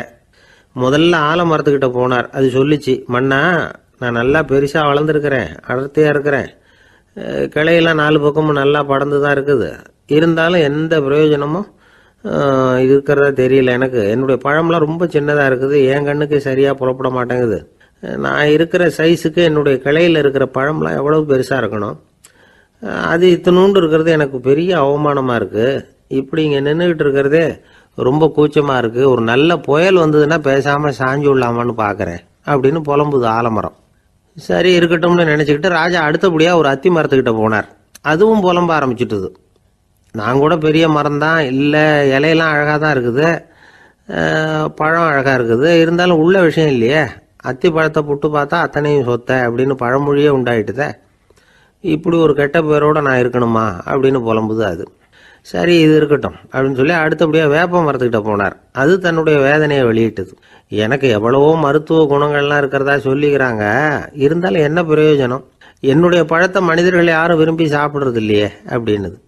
ராஜா அடுத்தாப்புல இருந்து ஒரு பனை மரத்துக்கிட்ட போனார். நான் நல்லா உயரமாக தான் வளர்ந்துருக்கிறேன், மற்ற மரங்கள்லாம் என்னை அண்ணாந்து தான் பார்க்கணும், இருந்தாலும் என்கிட்ட நிழலுக்காக யாரும் ஒதுங்கிறது இல்லையே அப்படின்னுது. என்ன இது எல்லா மரமும் இப்படி திருப்தி இல்லாமல் இருந்துகிட்டு இருக்குதே அப்படின்னு நினச்சிக்கிட்டே ராஜா அடுத்தபடியாக அங்கே இருந்த ஒரு பைன் மரத்துக்கிட்ட போனார். அழகாக உயரமாக பசுமையாக தான் இருந்தது, ஆனால் பழமோ பூவோ கிடையாது. அதை நினச்சி அது வருத்தப்பட்டுக்கிட்டு இருக்குது. ஓக் மரம் அது ஒன்று நின்றுட்டு இருந்தது. அது என்ன சொல்லிச்சுன்னா, இலையுதிர் காலத்தில் என் மேலே இருக்கிற எல்லா இலைகளும் உதிர்ந்து போடுது, முடி கொட்டின மனிதர்கள் மாதிரி மொட்டையாக நான் நிற்க வேண்டி இருக்குது. என்ன வாழ்க்கை இது அப்படின்னு சொல்லி அழுத்துக்கிட்டது. சரி, புளிய மரம் என்ன சொல்லுது பார்ப்போம்னு அதுகிட்ட போனால், என்னுடைய நிழலில் யாருமே தங்க மாட்டாங்க, உடம்புக்கு சூடுன்னு ஒதுங்கி போயிடுவாங்க. அடிமரத்தை பார்த்தீங்கன்னா பட்டையெல்லாம் உறிஞ்சி பார்க்கறதுக்கே கேவலமாக இருப்பேன் அப்படின்னுது அது. முருங்கை மரம் என்ன சொல்லிச்சு தெரியுமா? என்னுடைய இலை காயெல்லாம் சாப்பிட்றவங்களுக்கு சத்து கொடுக்கறது வாசவம்தான், ஆனால் என் உடம்புல சத்தே கிடையாது. கொஞ்சம் வேகமாக காற்று அடிச்சதுன்னா முறிஞ்சி விழுந்துடுறேன். என்ன வாழ்க்கை இது அப்படின்னு சொல்லி அது வருத்தப்பட்டது. ராஜா யோசனை பண்ணார். என்ன இது, மரங்கள் பூமியின் வரங்கள்னு சொல்கிறோம். மழை பெய்யறதுக்கு அதுதான் காரணம். பூமி செழிப்பாக இருக்கிறதுக்கும் அதுதான் காரணம். வீடு கட்டுறதுக்கு மரம், நாற்காலி செய்ய உபயோகப்படுத்துறதுக்கும் அதுதான் உபயோகப்படுது. மனுஷனுக்கு வேண்டிய ஆகாரங்களையும் கொடுக்குது. இப்படிலாம் இருந்தும் எல்லா மரமும் நிம்மதி இல்லாமல் இருந்துகிட்டு இருக்குதே அப்படின்னு நினைச்சார். அப்போ அங்கே இருந்த ஒரு மகிழ மரம் அவர் கண்ணில் பட்டுது. அந்த மரம் மட்டும் கொஞ்சம் நிம்மதியாக மகிழ்ச்சியாக இருக்கிறது மாதிரி தெரிஞ்சுது. உடனே ராஜா அதுகிட்ட போனார். உனக்கு மனசில் எதுவும் குறை இல்லையான்னு கேட்டார். இல்லை, நான் சந்தோஷமாக தான் இருக்கேன்னு அந்த மகிழ மரம். அப்படியான்னு ஆச்சரியமாக கேட்டார் ராஜா. ஆமாம் மன்னா, இந்த இடத்துல நீங்கள் ஒரு முருங்கை மரத்தையோ வேப்ப மரத்தையோ கூட நட்டிருக்கலாம். ஆனால் இந்த இடத்துல நடுறதுக்கு என்ன தேர்ந்தெடுத்துருக்குறீங்க, அதுவே எனக்கு பெருமை, அதுவே எனக்கு திருப்தி அப்படின்னு தான் மகிழ மரம். மகிழ மரம் சாதாரணமாக தான் இருக்கும். இளம் மஞ்சள் நிறத்தில் பூக்கள், அது காய்ந்தும் மனம் வீசும். மகிழ மரம் மாதிரி மன திருப்தியோடு வாழறதுக்கு நாம் கற்றுக்கணுமா. நாம் இந்த உலகத்தில் ஒரு நாயாவோ நரியாவோ கூட பிறந்திருக்கலாம், மனுஷனாக பிறந்திருக்கிறோம், அதுவே பெருமை தானே. இந்த நிறைவு தான் மகிழ்ச்சியின் ரகசியம். ஒரு பையன் அப்பா கிட்ட போய், அப்பா நீங்கள் இந்த உலகத்தில் ஒரு மனுஷனாக பிறந்தது என்னோட அதிர்ஷ்டம் நானா. ஏண்டா அப்படி சொல்கிறேன்னு இருக்கார் அப்பா. நீங்கள் ஒரு கரடியாக பிறந்திருந்தா இந்நேரம் நானும் ஒரு கரடி குட்டியாக தானே இருந்திருப்பேன் அப்படின்னு நானா பையன். துருக்மேனியாவில் அஷ்காபாத் அப்படின்னு ஒரு நகரத்தில் ஒரு புவியியல் விஞ்ஞானி இருந்தார். அவர் ஒரு நாய்க்குட்டி வளர்த்தார். ஒரு நாள் முன்னிரவு நேரம் ஒரு மேஜைக்கு முன்னாடி உட்காந்து அந்த விஞ்ஞானி ஏதோ கணக்கு போட்டுக்கிட்டு இருக்கிறார். அவருக்கு ஒரு சின்ன பெண் குழந்தை, அது தொட்டிலில் தூங்கிட்டு இருக்குது. அந்த நாய்க்குட்டியும் ஒரு மூலையில் படுத்து அது பாட்டுக்கு தூங்கிட்டு இருந்தது. ஒரே அமைதி. அந்த நேரத்தில் திடீர்னு அந்த நாய்க்குட்டி துள்ளி எழுந்திரிச்சது. நேராக குழந்தைகிட்ட ஓடிச்சு. அந்த குழந்தைய அது போட்டிருந்த ட்ரெஸ்ஸோடு சேர்த்து கவ்வி தூக்குச்சு. தூக்கிக்கிட்டு வாசல் பக்கம் ஓடிச்சு. நாய்க்குட்டி குழந்தைய கவ்வி தூக்க முடியுமாங்கிற சந்தேகம் உங்களுக்கு இல்லையா?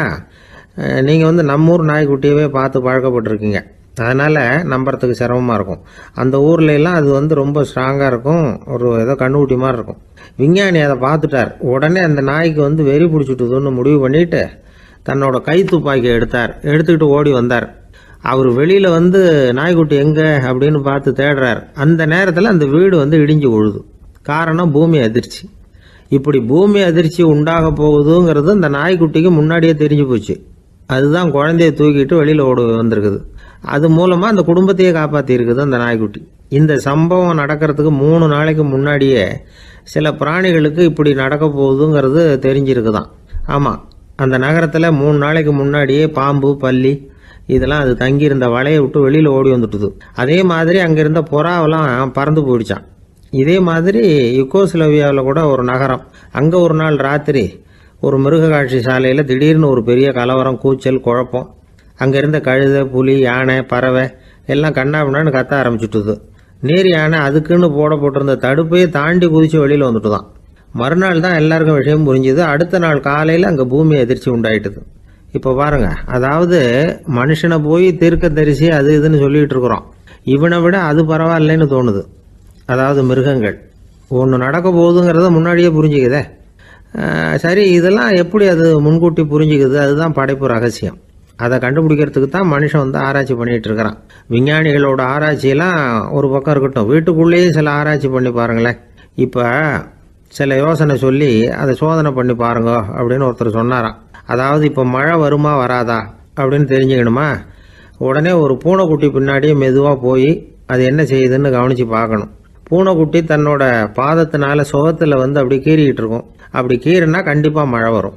சில சமயம் பூனைக்குட்டி அப்படி மல்லாந்து படுத்துக்கிட்டு பாதத்தை உயர தூக்கும், அப்படியும் புரளும். இப்படி செஞ்சதுன்னா அன்னைக்கும் மழை இருக்காது. அதனால் முன்னாடி இருந்தது மழை வர்றதுக்கு அறிகுறி, இது மழை இல்லைங்கிறதுக்கு அறிகுறி. பறவைகள், பிராணிகள் இதுகளோட நடவடிக்கைகளை பார்த்துட்டு அதையெல்லாம் அடிப்படையாக வச்சு தான் காலநிலையை கண்டுபிடிக்கிற கருவிகளை கண்டுபிடிச்சிருக்கிறாங்க. வாத்து இருக்குல்ல, சில சமயம் தன்னோட அழகை தன்னோட இறகுகளில் அப்படியே புதைச்சிக்கும். அப்படி செஞ்சால் குளிர்காலம் வரப்போகுதுன்னு அர்த்தம். பருவநிலை குளிராக மாறப்போகுதுங்கிறதுக்கு இதுதான் அறிகுறி. சிட்டுக்குருவி இருக்குதுல்ல, அதெல்லாம் புழுதியில் உழுந்து புரளும், சிறகுகளை படபடன்னு அடிச்சுக்கும். அப்படி செஞ்சால் மழை வரப்போகுதுன்னு அர்த்தம். ஒன்று மட்டும் நாம் நல்லா தெரிஞ்சுக்கணும், இயற்கையின் சீற்றம்னு சொல்கிறோம் இல்லையா, இயற்கை ஏன் நம்ம மேலே கோவப்படுது? இயற்கையை நாம் அனுசரித்து போகிறதில்ல, அதனால் கோவப்படுது. காடுகளை அழிக்கப்படாது, விலங்குகளை கொல்லக்கூடாது, இயற்கை ஏற்படுத்தி வச்சிருக்கிற சமநிலையை கெடுக்கக்கூடாது. அதை புரிஞ்சுக்கிட்டு வாழ்ந்தோம்னா பூமியும் நடுங்காது, நாமளும் நடுங்க வேண்டிய அவசியம் இருக்காது. ஒருத்தர் இருந்தார், சாராய கடைக்கு போனாராம், நிறைய சாப்பிட்டார். அப்புறம் சொன்னார், இது ரொம்ப அற்புதமான சரக்கு போல் இருக்குது, உள்ளே போன உடனே இந்த பூமியே நடுங்கிறது மாதிரி இருக்குது எனக்கு அப்படின்னாராம். இதுக்கு கடைக்காரர் சொல்லியிருக்கார், நீங்கள் சாப்பிட்டது வெறும் பச்சை தண்ணி தாங்க, இப்போ ஏற்பட்டிருக்கிறது நிஜம் பூமி அதிர்ச்சி அப்படின்னாராம். பக்தின்னு சொல்கிறோம் இல்லையா, அது 3 வகைப்படும் அப்படிங்கிறார் ஒரு பெரியவர். அது என்ன 3 வகைன்னா, தெய்வ பக்தி, அடியார்கள் பக்தி, குரு பக்தி. அடியார் பக்தியை விட தெய்வ பக்தியை விட குரு பக்தி தான் ரொம்பவும் சிறந்ததுங்கிறார் அவர். தெய்வத்துக்கிட்ட செஞ்ச பாவம் குருநாதர்கிட்ட தீர்ந்துருமா, குருநாதர்கிட்ட செஞ்ச பாவம் தெய்வத்துக்கிட்ட போனாலும் தீராதான். இப்படி பெரியவங்களாம் சொல்லி வச்சிருக்கிறாங்க.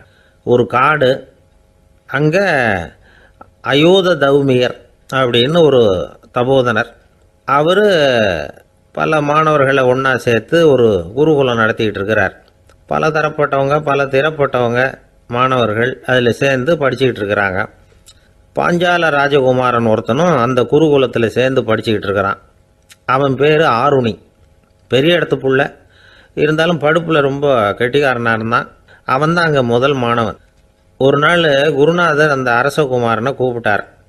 நம்ம குருகுலத்துக்கு சொந்தமான வயலில் தண்ணீர் பெருகி வெள்ளம் பயிரை அழிக்குதான், அதனால் நீ போய் மடையை அடைச்சிட்டு வந்துடும் அப்படின்னார். அந்த அரசகுமாரன் உடனே புறப்பட்டான். குருநாதர் சொல்லிட்டார்ல, உடனே புறப்பட்டான். நான் பெரிய இடத்து பிள்ளையாச்சே, ராஜகுமாரனாச்சே, ரொம்ப செல்வாக்கூட வளர்ந்தவனாச்சே, நான் போய் வயலில் இறங்கி வேலை செய்கிறதா அப்படின்னுலாம் அவன் நினைக்கல. குருநாதர் கட்டளையை நிறைவேற்ற வேண்டியது நம்ம கடமை அப்படின்னு நினச்சான். உடனே ஒரு மண்வெட்டியை தூக்கி தோளில் வச்சுக்கிட்டு புறப்பட்டு போயிட்டான். வயலுக்கு போனான். பார்த்தான், தண்ணி கரையை உடச்சிக்கிட்டு வயலுக்குள்ளே ஏகமாக பாஞ்சிக்கிட்டு இருக்குது. இவன் மண்வெட்டியால் களிமண்ணை புல்லோடு சேர்த்து புல் பத்த மாதிரி வெட்டி வெட்டி போட்டான். இருந்தாலும் மடையை அடைக்க முடியல, தண்ணி அதை மீறி வந்துக்கிட்டே இருக்குது. தண்ணி வேகமாக வயலுக்குள்ளே போய்கிட்டே இருக்குது. போடுற பத்தையெல்லாம் கரைஞ்சி கரைஞ்சி போயிட்டுருக்கு. இருந்தாலும் இவன் தன்னுடைய முயற்சியை கைவிடலை, வெட்டி வெட்டி போட்டுக்கிட்டே இருக்கிறான். காலையில் அங்கே போனவன் சாயந்தரம் வரைக்கும் இப்படி செஞ்சுக்கிட்டு இருக்கிறான். உடம்பும் மனசும் ரொம்பவும் சோர்ந்து போச்சு. இருந்தாலும் குருநாதர் இட்ட கட்டளையை நிறைவேற்றாமல் இருக்கிறோமேங்கிற ஒரு குறை அவனுக்கு இருக்குது. குரு கட்டளையை நிறைவேற்றாத நான் இன்னமும் இருக்கணுமா அப்படின்னு யோசனை பண்ண ஆரம்பிச்சிட்டான். என்ன செய்யலாம்னு பார்த்தான். நம்ம குருநாதர் இட்ட பணிக்காக இந்த உடம்பையே தியாகம் பண்ணலாம் அப்படின்னு முடிவு பண்ணான். தண்ணி பாயுதில் அதுக்கு குறுக்க விழுந்து அப்படியே மடையை அடைச்சிக்கிட்டு அப்படியே படுத்துட்டான். இது மற்றவங்களுக்கு தெரியாது. அன்னைக்கு ராத்திரி ஒரு விளக்கு முன்னாடி உட்காந்து குருநாதர் பிள்ளைங்களுக்கு பாடம் சொல்லி கொடுத்துக்கிட்டு இருக்கிறார். முதல் வரிசையில் இருக்கக்கூடிய ராஜகுமாரனை காணலை. நம்ம ஆருணி எங்கே போனா அப்படின்னு சொல்லி மற்ற மாணவர்களை விசாரித்தார். இப்போ அவங்க சொன்னாங்க, சுவாமி, அவன் காலையில் வயலுக்கு மடையை அடைக்கிறதுக்காக போனான், நீங்கள் தான் போக சொன்னீங்க, இன்னும் திரும்பி வரல அப்படின்னு அவர் பையன். குருநாதர் உடனே ஒரு தீவெட்டி எடுத்துக்கிட்டு மாணவர்களை அழைச்சிக்கிட்டு வயலுக்கு போனார். அங்கே போய் பார்த்தா ஆளை காணும். ஆருணி ஆருணின்னு சொல்லி சத்தம் போட்டு கூப்பிட்டு பார்க்குறார். நான் இங்கே இருக்கேன் குருநாதா அப்படின்னு காலுக்கு அடியிலேருந்து ஒரு சத்தம் வருது. குனிஞ்சு பார்த்தா அவன் மடையில் படுத்துருக்கிறான். என்னப்பா இதுன்னார். காலையிலேருந்து இந்த மடையை அடைச்சி பார்த்தேன் சுவாமி, முடியல, அதனால் இப்படி குறுக்க படுத்துட்டேன், என்னை தாண்டறதுக்கு பயந்து போய் தண்ணியே தேங்கி நின்றுட்டுது அப்படின்னா. அவனுடைய குரு பக்தியையும் அவனை தாண்டறதுக்கு அஞ்சு நிற்கிற தண்ணி தேக்கத்தையும் பார்த்துட்டு எல்லாரும் ரொம்ப ஆச்சரியப்பட்டு போயிட்டாங்களாம். ஆருணி எழுந்திரிச்சு வா அப்படின்னு கூப்பிட்டாரான் குருநாதர். அவன் தண்ணீரை பொழந்துக்கிட்டு எழுந்திரிச்சு வந்தானான். அதனால் அவனுக்கு உத்தாலகன் அப்படின்னு ஒரு பேர். உத்தாலகன்னா தண்ணீரை பிளந்தவன் அர்த்தம். அந்த உத்தாலகன் மாதிரி இந்த காலத்து மாணவர்களுக்கும் குரு பக்தி வேணும் அப்படின்னு சொன்னோம் ஒரு பள்ளிக்கூடத்தில். உடனே நிறைய மாணவர்கள் எழுந்திரிச்சு நின்னாங்க. சார், நீங்கள் எங்களை இன்னமும் சரியாக புரிஞ்சுக்கலன்னு நினைக்கிறோம். அன்னைக்காவது ஒருத்தன் அப்படி இருந்தான். இன்னைக்கு ஏகப்பட்ட உத்தாலகர்கள் இருக்கிறோம். எங்கள் வாத்தியார் கட்டளை இட்டா இப்போவே அது மாதிரி வயலுக்கு போய் மடையில் குறுக்கப்படுத்துக்கிறதுக்கு இந்த வகுப்பில் உள்ள அத்தனை பேரும் தயாராக இருக்கிறோம் அப்படின்னாங்க. அப்படியா அப்படின்னு சொல்லி கேட்டோம் ரொம்ப சந்தோஷமாக. ஒருத்தன் ரொம்ப அடக்கமாக எழுந்திரிச்சான். அப்புறம் சொன்னான், ஆமாம் சார், வகுப்பில் இவர் நடத்துகிற பாடத்தை கேட்டுக்கிட்டு இருக்கிறத விட பேசாமல் போய் மடையில் படுத்துடுறது ஒன்றும் கஷ்டமான காரியமாக இருக்காது. அதனால தான் எல்லாரும் அங்கே போகிறேன்னு சொல்கிறோம் அப்படிங்கிறான். ஐயா, உங்கள் பேரை தொடர்ந்து தினம் கேட்டுக்கிட்டு இருக்கிறேன் அப்படின்னார் ஒருத்தர். தொடர்ந்து கேட்குறீங்களே, உங்களுக்கு காது வலிக்கலையா அப்படின்னு கேட்டோம். பேசுகிற உங்களுக்கே வாய் வலிக்கல அப்படிங்கிறப்போ கேட்குற எங்களுக்கு எப்படி காது வலிக்கும் அப்படின்னார். நம்ம உடம்புல ஒரு அதிசயம் என்ன தெரியுமா? ரொம்ப நேரம் நாம் நடக்கிறோம்னு வச்சுக்கோங்க, கால் வலிக்கும். ரொம்ப நேரம் வேலை செஞ்சால் கை வலிக்கும், உடம்பு வலிக்கும். ரொம்ப நேரம் பார்த்துக்கிட்டே இருந்தால் கண்ணு வலிக்கும். ரொம்ப நேரம் பேசிக்கிட்டே இருந்தால் வாய் கூட வலிக்கும். ஆனால் ரொம்ப நேரம் கேட்டுக்கிட்டே இருக்கிறதுனால காது வலிக்கிறது இல்லை. அதனால் கேட்கறதுக்கு முக்கியத்துவம் கொடுத்தாங்க நம்ம பெரியவங்க. திருவள்ளுவர் தேவையில்லாமல் வார்த்தைகளை உபயோகப்படுத்த மாட்டார். ஒரு திருக்குறள்னு எடுத்துக்கிட்டாவே அதில் மொத்தம் 7 வார்த்தைகள், அவ்வளவுதான். அப்படி 7 வார்த்தைகள் மட்டுமே உள்ள ஒரு திருக்குறளில் வள்ளுவர் ஒரே வார்த்தையை 5 தடவை உபயோகப்படுத்தியிருக்கிறார், திரும்ப திரும்ப பயன்படுத்தியிருக்கிறார். அப்படின்னா அதை எந்த அளவுக்கு வலியுறுத்தி சொல்கிறார் அப்படிங்கிறத நாம் புரிஞ்சுக்கணும். அது என்ன குறள்? செல்வத்துள் செல்வம் செவிச்செல்வம், அச்செல்வம் செல்வத்துள் எல்லாம் தலை. செவிச்செல்வம்ங்கிறது அவ்வளவு முக்கியமானது. கற்றலின் கேட்டல் நன்று. அதிகம் கேட்கணுங்கிறதுக்காகத்தான் எவ்வளவு கேட்டாலும் காது வலிக்கிறதில்ல. குறைச்சலாக பேசணும், அதிகமாக கேட்கணும். இன்னொரு விஷயம் கவனிங்க, நம்ம உடம்புல கண்ணுக்கு மூடி இருக்குது, எதையாவது நாம் பார்க்க விரும்பலைன்னா உடனே கண்ணை மூடிக்கலாம். நம்ம வாய்க்கு மூடி இருக்குது, பேச விருப்பம் இல்லையா, வாயை மூடிக்கலாம். மூக்குக்கு கூட மூடிக்கிற வசதி இருக்குது, எதையாவது முகர விருப்பம் இல்லையா, மூச்சை அடக்கிக்கலாம். ஆனால் பாருங்கள், காதுக்கு மூடி கிடையாது, அதை கையால் தான் மூட முடியும். யார் என்ன சொன்னாலும் அது நல்லதோ கெட்டதோ காதில் விழுந்துக்கிட்டு தான் இருக்கும். அறிவு தான் நல்ல விஷயங்களை எடுத்துக்கிட்டு கெட்ட விஷயங்களை விட்டுடணும்.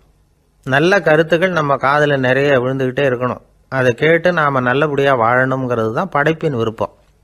ஆன்மீகவாதிகள் கூட ஒன்று சொல்லுவாங்க, அதாவது ஆன்மீக பாதையில் நீங்கள் முன்னேறணும்னா முதல்ல சிரவணம் செய்யணும்பாங்க. அதாவது பெரியவங்க சொல்கிற நல்ல கருத்துக்களை கேட்கணும் அப்படின்னு அதுக்கு அர்த்தம். அதனால் யார் நல்ல கருத்துக்களை சொன்னாலும் அதை காது கொடுத்து கேளுங்க. இவ்வளவு கருத்துக்களையும் நம்ம நேயர் ஒருத்தர்கிட்ட சொல்லிகிட்டு இருந்தோம். அவரும் சரி சரின்னு தலையாடிக்கிட்டே இருந்தார். அப்புறம் சொன்னார், நீங்கள் சொல்கிறது சரிதான் சார், காதுக்கு மூடி இல்லைங்கிறது ரொம்ப சரி. அதனால தான் உங்கள் தகவல் கூட நாங்கள் விரும்புகிறோமோ இல்லையோ தினம் காதில் விழுந்துக்கிட்டு இருக்குது அப்படின்னார். எங்களுக்கு ரொம்ப பெருமையாக இருந்தது. அப்படியா அப்படின்னோம். ஆனாலும் என்ன மாதிரி சில பேர் நீங்கள் தகவல் சொல்கிற சமயத்தில் காதில் மூடி இல்லையேன்னு சொல்லி கவலைப்படுறதில்ல சார் அப்படின்னார். ஏன்னு கேட்டோம். காதை மூடுறதுக்கு தானே வசதி இல்லை, ரேடியோவை மூடுறதுக்கு வசதி இருக்குதுல்ல, அதனால் டக்குன்னு அதை மூடி வச்சுருவோம் அப்படின்னார். கங்கை கரை தோட்டம் பக்கத்தில் ஒரு ஆசிரமம், அங்கே ஒரு பெரியவர் தங்கியிருக்கிறார். அவர் தான் ராமகிருஷ்ண பரமஹம்சர். அந்த ஆசிரமம் இருந்த இடம் கரக்பூர். வங்காளத்தில் பொதுவாக எல்லாரும் மீன் சாப்பிட்றது உண்டு. கங்கையில் குளிச்சுட்டு கையில் ஒரு மீனோடு வர்றது வழக்கம். இவர் இருக்கிற இடத்துக்கு கங்கையில் படகு வழியாக வரணும். அப்படி தான் எல்லோரும் வருவாங்க. வர்றவங்கள ஒன்று கூட்டி ஆன்மீக விஷயங்களை பற்றி பேசிக்கிட்டு இருப்பார். ஒவ்வொரு நாள் ஒவ்வொருத்தர் நகரத்துக்கு போகணும், வரும்பொழுது மீன் கொண்டுகிட்டு வரணும். அதுக்கு ஒரு அட்டவணையே உண்டு ஆசிரமத்தில். அது பிரகாரம் ஒரு நாள் சுவாமி யோகானந்தர் படகுல போனார். படகை செலுத்தினவங்க ராமகிருஷ்ணரையும் சுவாமி யோகானந்தரையும் மற்றவங்களையும் பித்தர்கள் அப்படின்னு சொல்லி ஏளனமாக பேசினாங்க. அவங்க என்ன பைத்தியம் பிடிச்சவங்க அப்படிங்கிறது மாதிரி. சுவாமி யோகானந்தருக்கு ரொம்ப மென்மையான இதயம். இவங்க இப்படி கண்ணாபின்னான்னு பேசுகிறத பார்த்தா மீனை வாங்கிட்டு திரும்புகிறப்போ என்ன நடக்குமோ அப்படிங்கிற பயம் வேறு வந்துட்டுது அவருக்கு. அவ்வளவு மென்மையானவர். இதை தெரிஞ்சுக்கிட்ட ராமகிருஷ்ணர், யோகானந்தா இங்கே வா அப்படின்னு கூப்பிட்டார். இவர் கண்ணீரை தொடச்சிக்கிட்டே கிட்ட போனார். சொன்னார், ஐயா, படகு ஓட்டுறவங்க உங்களை பற்றி மோசமாக பேசுகிறாங்க. என்ன திட்டினா பரவாயில்ல, ஆனால் உங்களை அவங்க திட்டுறாங்க, அதை என்னால் தாங்கிக்க முடியல அப்படின்னார். இதை கேட்டதும் ராமகிருஷ்ணருக்கு கோபம் வந்துட்டு தான். என்னது, உன்னுடைய குருவை பற்றி அவங்க மோசமாக பேசும்பொழுது நீ சும்மா இருந்தியா, வெளியில் போ அப்படின்னு விட்டார்.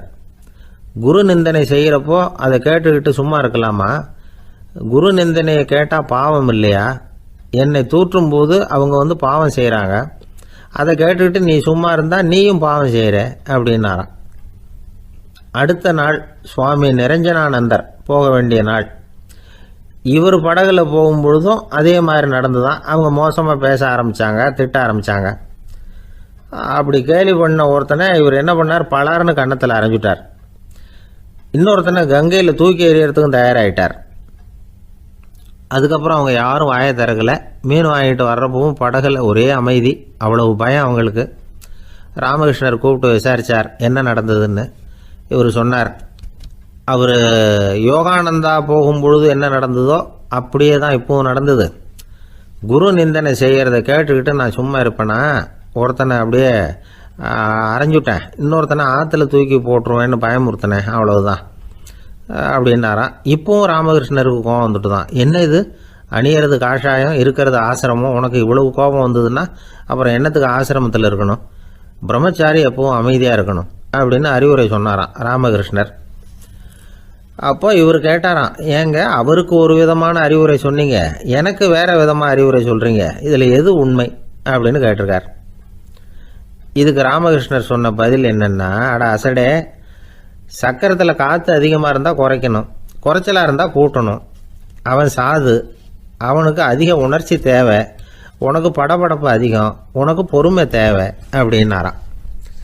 இதில் உள்ள கருத்து என்னென்னா, கல்விங்கிறது எப்படின்னா அதை சூழ்நிலைக்கு தகுந்த மாதிரி கற்பிக்கணும். எல்லாருக்கும் ஒரே மாதிரி கற்பிக்கக்கூடாது. கேட்குற ஒரு தகுதி, புரிஞ்சுக்கிற திறமை, இதை பொறுத்து கல்வி அமையணும். ஆரம்ப காலத்தில் ஒரு குரு, அப்போ ஒரு சீடன் இருந்தான். அது வேடிக்கையான குரு, வேடிக்கையான சீடன். ஒரு ஆசிரமம். ஒரு நாள் ஒருத்தன் அவசரமாக அந்த குருவை தேடி வந்திருக்கிறான். என்ன விஷயம்னு விசாரித்தார் குரு. உங்கள் சீடர் என்னை அடிச்சுட்டார் அப்படின்னு புகார் பண்ணானா அந்த ஆள். குரு சீடனை கூப்பிட்டார். அடிச்சியா இந்த ஆளை அப்படின்னு கேட்டாராம். ஆமான் இருக்கான் சீடன். ஏன் அடிச்சே அப்படின்னு கேட்டாராம். இந்த ஆள் உங்களை பற்றி மட்டமாக பேசிவிட்டான், என்னால் அதை தாங்கிக்க முடியல, அதனால தான் அடிச்சுட்டேன்ருக்கான். அப்படி என்ன பேசினா அப்படின்னு கேட்டாராம். உன்னுடைய குருநாதர் இப்போல்லாம் அர்த்தமில்லாமல் பேச ஆரம்பிச்சுட்டார் அப்படின்னு சொல்லிவிட்டான், அதனால தான் அடிச்சுட்டேன் அப்படின்னு நானான். அதுக்காக அடித்தே அப்படின்னாரான். நான் அதுக்காக அடிக்கலை குருவே, இப்பெல்லாம் நீங்கள் அர்த்தம் இல்லாமல் பேசுகிறதாக அவன் சொல்கிறான், அப்படின்னா இதுவரைக்கும் நீங்கள் அர்த்தத்தோடு பேசினதாகத்தானே அர்த்தம், அது தப்பு தானே, அதனால தான் அடித்தேன் அப்படின்னு நானான். தேசத்து மேலேயும் தாய்மொழி பேர்லையும் செலுத்துற அன்புக்கு அபிமானம்னு பேர். தேசாபிமானம்னு சொல்றமே இதுதான். ஒரு கணவன் மனைவி பேர்ல காட்டுற அன்புக்கு காதல்னு பேரு, கடவுள் பேர்ல செலுத்துற அன்புக்கு பக்தின்னு பேரு. இப்படி அன்புல பல ரகம் இருக்கிறப்போ அதுல உள்ள வித்தியாசம் தெரியாம இடம் மாத்தி அன்பு காட்டினா இடைஞ்சல் தான். சரி, இந்த அன்பை பத்தி விஞ்ஞானம் என்ன சொல்லுது தெரியுமா? இதயத்தை பாதுகாக்கிறதுக்கு முக்கியமா தேவைப்படுற ஒண்ணு இந்த அன்புதான்னு சொல்லுது. நெதர்லாந்து விஞ்ஞானிகள் இதை ஆராய்ச்சி பண்ணியே கண்டுபிடிச்சிருக்கிறாங்க. கொஞ்சம் முயல் குட்டிகளை 2 பிரிவா பிரிச்சாங்க. 2 குரூப்புக்கும் கொழுப்பு அதிகமா உள்ள ஆகாரத்தையே கொடுத்துக்கிட்டு வந்தாங்க. ஆனா ஒரு குரூப்புக்கு வெறுமன ஆகாரத்தை கொடுத்ததோட சரி, இன்னொரு குரூப் முயல்களுக்கு ஆகாரம் கொடுத்ததோட நிறுத்திக்கல. அதுக்கு முன்னாடி கூண்டுகளை திறந்து விட்டு முயல்களை கொஞ்ச நேரம் எடுத்து கொஞ்சி விட்டு அதுக்கப்புறமா ஆகாரம் கொடுத்தாராம் ஆராய்ச்சியாளர். இந்த குரூப்புக்கு இதய பாதிப்பு 60% குறைச்சலா இருந்துதான். சில நோயாளிகளுக்கு ஹார்ட் அட்டாக் வந்தாலும் அதை தாங்கிக்கிட்டு குணமாகிற சக்தி அதிகமா இருக்குது. இது எப்படின்னு ஆராய்ச்சி பண்ணி பார்த்துருக்கிறாங்க. அவங்கெல்லாம் மனைவி தன் பேர்ல ரொம்ப அன்பா இருக்கிறதாக நினைக்கிறவங்களா இருக்கிறாங்களாம். இதய நோயாளிகள் பல பேரை சந்திச்சு இதய நோய் ஏற்பட என்ன காரணம்னு கேட்டிருக்கிறாங்க. அவங்க சொன்ன காரணம்லாம் சாப்பாடு சம்பந்தமா இல்லையா, மனைவி அன்பா இல்ல, இப்படிப்பட்ட காரணத்தை தான் சொல்றாங்களாம். அதனால இதயத்தை பாதுகாக்கணும்னு நினைக்கிறவங்க அடுத்தவங்க அன்பா இருக்கிறது மாதிரி பாத்துக்குங்க, அதுதான் முக்கியம். ஒருத்தர் முகம் பூரா பிளாஸ்டரி போட்டுக்கிட்டு வந்தார். ரொம்ப கோபமா, என்னங்க ஆச்சுன்னு விசாரிச்சேன். எல்லாம் உங்களால தான் சார்னார். விவரமா சொல்லுங்களேன். என்ன உங்க தகவலை கேட்டுட்டு ஒரு பூனைக்குட்டியை கையில எடுத்தேன், அன்பா அதை தடவி கொடுக்கறதுக்காக.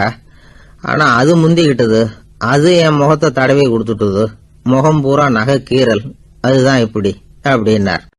ஒருத்தர் ரொம்ப அவசரமா போயிட்டு இருந்தார். எங்க சார் போறீங்கன்னு கேட்டோம். எனக்கு வேண்டியப்பட்ட ஒருத்தருக்கு குழந்தை பிறந்திருக்கிறதாக செய்தி வந்திருக்கு. அதுதான் ஆஸ்பத்திரிக்கு போயிட்டு இருக்கேன், பார்த்துட்டு வரலாம்னு அப்படின்னார். அப்படின்னா கொஞ்சம் இப்படி உட்காருங்க அப்படின்னோம். சில விவரமெல்லாம் சொல்கிறேன், கேட்டுக்கிட்டு போங்க அப்படின்னோம். உட்காந்தார். அப்புறம் சொல்ல ஆரம்பித்தோம். புதுசாக பிறந்திருக்கிற ஒரு குழந்தைய பார்க்க போகிறதுன்னா அது சாதாரண விஷயம் இல்லை. அதில் ரொம்பவும் கவனமாக நடந்துக்கணும். புது குழந்தைக்கு நோய் சுலபமாக தொற்றும். முக்கியமாக காற்று மூலமாக பரவுகிற நோய்கள் சுலபமாக வந்துடும். அதனால் நமக்கு உடம்பு சரியில்லைன்னா குழந்தைய விட்டு கொஞ்சம் தள்ளியே இருக்கிறது தான் நல்லது. பெரியவங்களை பொறுத்த வரைக்கும் சாதாரணமாக உள்ள ஒரு கிருமி கூட குழந்தைய பொறுத்த வரைக்கும் ரொம்ப மோசமான ஒரு கிருமியாக இருக்கும். சில வெளிநாடுகளில் எப்படி தெரியுமா, பிறந்த குழந்தை தூங்கிக்கிட்டு இருக்கிற ஒரு ரூமுக்கு போகணும்னா போகிறவங்க முகமூடி போட்டுக்கணும், காலணிகளை மாற்றிக்கணும், அவ்வளவு சுத்தமாக உள்ளே போய் பார்த்துட்டு வரணும். பொதுவாக சில ஆஸ்பத்திரிகளில் பார்த்தீங்கன்னா பார்வையாளர்கள் நேரத்தில் விசிட்டிங் ஹவர்ஸ் தாயை விட்டு குழந்தைய தனியாக பிரித்து வச்சுருவாங்க. எதுக்குன்னு நினைக்கிறீங்க? அந்த நேரம் பல பேர் வருவாங்க போவாங்க. அவங்க கை கால் சுத்தமாக இருக்காது. சுத்தமில்லாத கைகள் மூலமாக கிருமிகள் பரவும். சுத்தமில்லாத கைன்னா மண்ணு தூசி படிஞ்சிருக்கிற கை மட்டும்தான் அர்த்தம் இல்லை. சாலையில் கையை வீசிக்கிட்டு நடந்து வர்றீங்க, குழந்தைய பொறுத்த வரைக்கும் அது கூட சுத்தம் இல்லாத கை தான். தாயை தவிர மற்றவங்க குழந்தைய தூக்காமல் பார்த்துக்கிறது நல்லது. தாய் கூட அளவோட கொஞ்சிறதோட நிறுத்திக்கணும். புதுசாக ஒரு குழந்தைய பெற்றிருக்கிற பொண்ணுக்கிட்ட மற்ற தாய்மார்கள் ஏதாவது சொல்லிக்கிட்டே இருப்பாங்க. குழந்தைய அப்படி வளர்க்கணும் இப்படி வளர்க்கணும் அப்படின்னு ஏதாவது அட்வைஸ் பண்ணிக்கிட்டே இருப்பாங்க. இப்படி ஓவராக அறிவுரை பண்ணுறது அந்த பொண்ணை குழப்பி விட்டுரும். அதனால் அப்படிலாம் பண்ணக்கூடாது. அந்த பெண்ணே ஏதாவது கேட்டால் கூட டாக்டர் சொல்ல வேண்டிய விவரங்களை எல்லாம் நாமே சொல்லிக்கிட்டு இருக்கக்கூடாது. புதுசாக பிறந்திருக்கிற குழந்தைய மட்டும்தான் இப்படி பார்க்கணும்னு இல்லை. ஒரு நோயாளி குழந்தைய பார்க்க போகிறதுனா கூட ரொம்ப எச்சரிக்கையாக தான் நடந்துக்கணும். ஒரு தின்பண்டமோ விளையாட்டு சாமானோ அந்த குழந்தைக்கு நாம் வாங்கிட்டு போகிறதா வச்சுக்குவோம். அதை நேராக கொண்டுகிட்டு போய் அந்த குழந்தைகிட்டே கொடுக்கக்கூடாது. அதோட அப்பா அம்மா கிட்ட ரகசியமாக கொடுக்கலாம். அவங்க முடிவு பண்ணட்டும் குழந்தைகிட்ட அதை கொடுக்கலாமா வேண்டாமாங்கிறத. அவங்களுக்கு தான் தெரியும் அதோட மனசும் உடம்பும். உங்கள் அக்கறையை காட்டுறதா நினச்சிக்கிட்டு குழந்தை வாயில் எதையும் கொண்டுட்டு போய் போடாதீங்க. போகிறப்போ உங்கள் வீட்டு குழந்தையும் அழைச்சிட்டு போகாதீங்க. இது நோயை வாங்கிட்டு வந்துடும், அல்லது புதுசாக ஒரு நோயை அதுக்கிட்ட கொடுத்துட்டு வந்துடும். என்னதான் உங்களுக்கு பழக்கமான குழந்தையா இருந்தால் கூட அதுக்கு விருப்பம் இல்லைன்னா பேசக்கூடாது. அங்கே போய் அவங்க பள்ளிக்கூடத்தை ஞாபகப்படுத்திட்டு இருக்கக்கூடாது. நோயில் இருக்கிறப்ப ஸ்கூலை பற்றி பேச அது விரும்பாது. ஆஸ்பத்திரியை விட்டு வெளியில் புறப்படுறப்போ குழந்தைகிட்ட சொல்லணும்னு அவசியம் இல்லை. அதோட அப்பா அம்மா கிட்ட சொல்லிவிட்டு புறப்பட்டா போதும், குழந்தை கோபிச்சிக்காது. சமூக சம்பிரதாயத்தை பற்றி அது கவலைப்படுறதில்லை. இப்படி எல்லா விவரமும் நம்ம எதிரில் உட்காந்துருந்தவங்க கிட்ட சொல்லி முடித்தோம். ரொம்ப நன்றி சார் அப்படின்னு சொல்லிவிட்டு அவர் புறப்பட்டார். குழந்தைங்க கொஞ்சம் வளர்கிற வரைக்கும் தான் நாம் எச்சரிக்கையாக இருக்கணும்னு இல்லை, வளர்ந்த பிறகு இன்னும் எச்சரிக்கையாக இருக்கணும். ஒரு பையன் பள்ளிக்கூடத்துலேருந்து திரும்பி வீட்டுக்கு வந்தான். முகம் பூரா நகத்தால் கீறி இருந்தது. அப்பா பார்த்து பயந்துட்டார். யாருடா உன்னை இப்படி பண்ணது அப்படின்னார். என் கூட படிக்கிற இன்னொரு பையன்னா. நாளைக்கு உன் கூட பள்ளிக்கூடத்துக்கு வர்றேன், நீ எனக்கு அவனை அடையாளம் காட்ட முடியுமான்னார். அது ரொம்ப சுலபம் நான் பையன். எப்படின்னார் அப்பா. அவன் காதில் ஒன்று கையோடு எடுத்துகிட்டு வந்திருக்கிறேன், இதோ என் பையில தான் வச்சுருக்கேன் அப்படிங்கிறான் அந்த பையன். அள்ள அள்ள குறையாதது அட்சய பாத்திரம், அது நமக்கு தெரியும், கேள்விப்பட்டிருக்கிறோம். ஆனால் போட போட நிரம்பாத ஒரு பாத்திரம் உண்டு. அது என்ன தெரியுமா? நம்மளில் பல பேர்கிட்ட அந்த பாத்திரம் உண்டு. அதுதான் பேராசை அப்படிங்கிற பாத்திரம். அதை நிறைவு செய்யவே முடியாது.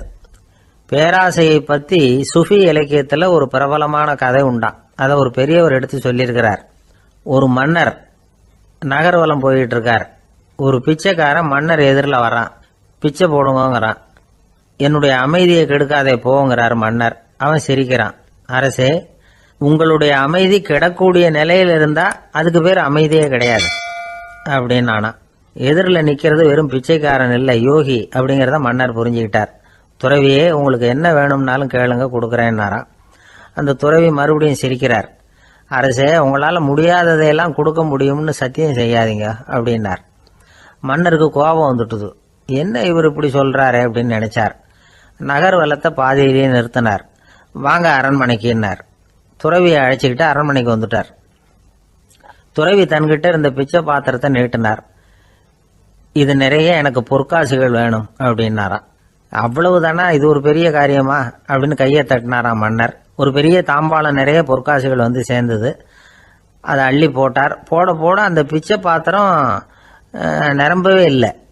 பொற்காசுகள் போட போட அவ்வளவையும் உள்ளே வாங்கிக்கிட்டே இருக்குது. அரசாங்க கஜானாவே காலி ஆயிட்டுது. மூட்டை மூட்டையாக பொற்காசுகளை கொட்டி பார்த்துட்டாங்க. அது முழுங்கிக்கிட்டே இருக்குது. கடைசி வரைக்கும் அந்த பிச்சை பாத்திரம் நிரம்பவே இல்லை. அரசர்கிட்ட இருந்த கர்வம் போயிட்டுது. அப்படியே பொத்துன்னு துறவி காலில் விழுந்தார். அப்போ அந்த துறவி சொன்னாராம், மன்னா, இந்த பிச்சை பாத்திரத்தை உங்களால் மட்டும் இல்லை, வேற யாராலையும் நிரப்ப முடியாது. அதுக்கு என்ன காரணம்னா, இது சாதாரண பிச்சை பாத்திரம் இல்லை, பேராசைகளோட வாழ்ந்து செத்து போன ஒரு மனிதனின் மண்டை ஓடுது அப்படின்னாராம். பாருங்க, இதுதான் அந்த சுஃபி இலக்கிய கதை. செத்த பிறகும் நிறைவு இல்லைன்னா அது எப்பேற்பட்ட பேராசையா இருக்கும்னு யோசிச்சு பார்த்துங்க. நம்மால் ஒருத்தர் கல்யாணம் பண்ணிக்க பொண்ணு பார்த்துக்கிட்டு இருந்தார். அழகு, அறிவு, படிப்பு எதுவும் தேவையில்லை, பணம் மட்டும் இருந்தா போதும் அப்படின்னு பார்க்குறவங்க கிட்டெல்லாம் சொல்லி வச்சார். ரொம்ப நாளைக்கு அப்புறம் ஒரு பணக்காரர் கிடைச்சார். அவர் சொன்னார், இதை பாருங்க, எனக்கு 20 வயசுல ஒரு மகள், அவளை நீங்க கல்யாணம் பண்ணிட்டா 2 லட்சம் பணம் கொடுப்பேன். 25 வயசுல ஒரு பொண்ணு, அவளை கல்யாணம் பண்ணிட்டா 2.5 லட்சம் தருவேன். 30 வயசுல ஒரு பொண்ணு இருக்கா, அவளை கல்யாணம் பண்ணிட்டா 3 லட்சம் தருவேன்.